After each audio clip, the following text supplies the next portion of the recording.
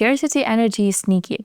It can show up in your money, relationships, business, and most of the times you don't even notice that you're operating from it. But here is the truth. Scarcity repels. It pushes away opportunities, clients, and abundance. In this video, I will share 3 clear signs that you are currently in the scarcity energy and how to shift it back to the abundance. Let's get into it. My name is Dari, and on this channel, I share practical and energetic tools to grow your business, yourself, and wealth. If you ever felt like you are doing all of the work, but something is still unstable, this video is for you. Scarcity energy commonly shows up in 3 ways: control, compromise, and competition.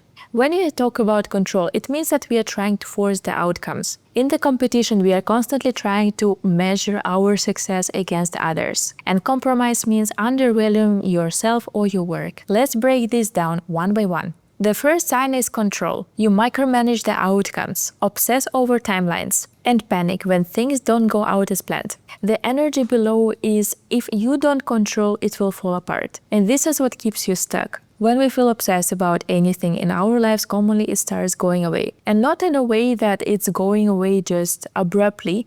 It starts slowly but surely, making sure that you are losing the grip on it. It can happen in business, it can happen in relationships, it can happen simply on daily life. When we are controlling the outcomes, it does not allow a miracle to happen.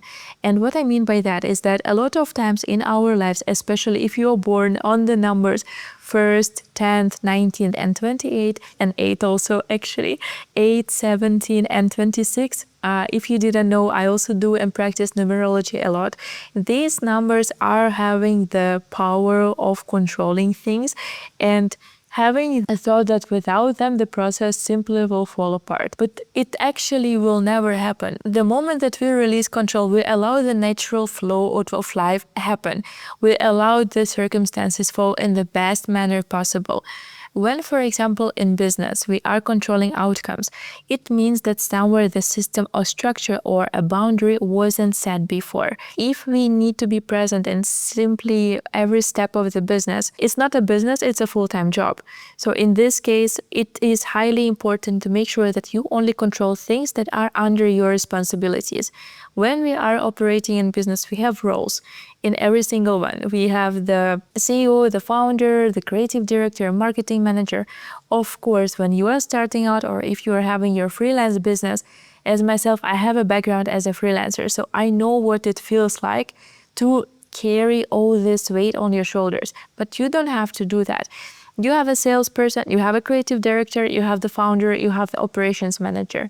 Depending what you want, there is always a role that you can delegate, and you can hire assistant to start with, video editor to start with, so that you don't have all the workload on your own. Focus on structure and not control. Systems and boundaries plus structure will make sure that you feel safe around the area where you are. Let's talk about competition. When you're in competition, you are struggling to look forward because you are looking aside.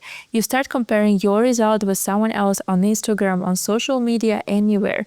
You start thinking that your journey is not the journey that you are meant to do, that things are moving slow. And this is actually what holds you back. The energy that is coming from is, there isn't enough for me. Someone else will take what's mine. But the key here is to understand that your place on earth is already earned.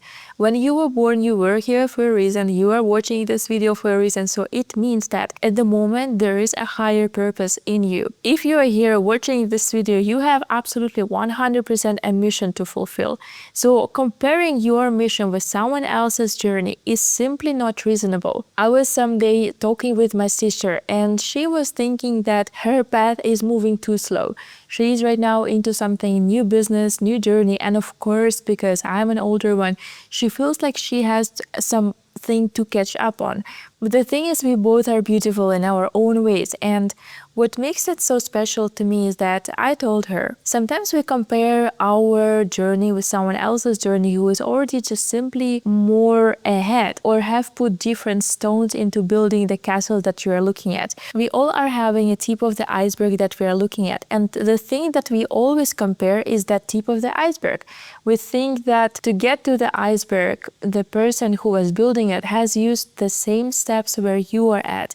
But commonly this is not the case. We all have our own personal journeys to walk. And this is what makes it so beautiful. If you ask for a sign, you are right now exactly where you need to be. Every single day we are waking up with the same energy, with the same amount of hours as everyone in the world. We have 24 hours in a day.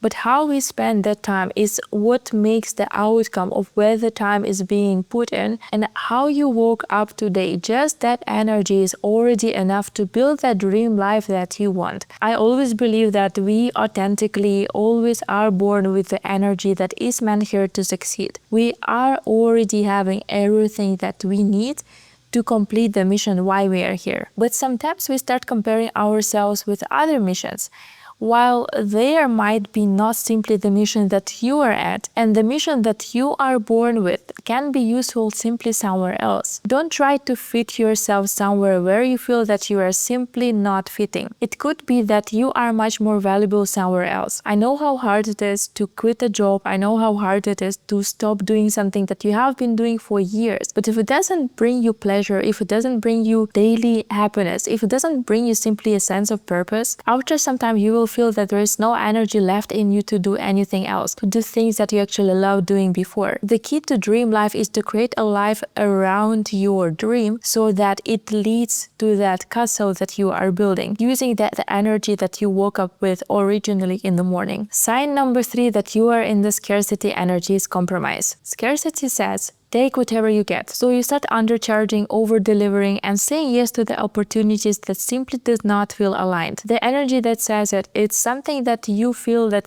this comes from the energy where you feel that nothing better will come in place. But it's actually the opposite. Hold the standard. Abundance responds to boundaries. When you say no to the things that are beneath your value, you create space for something that matches it. So here are the 3 signs of scarcity: control, trying to force the outcomes; competition, looking sideways; and compromise, settling for less. The shift is build structures, celebrate proof, and hold your standard.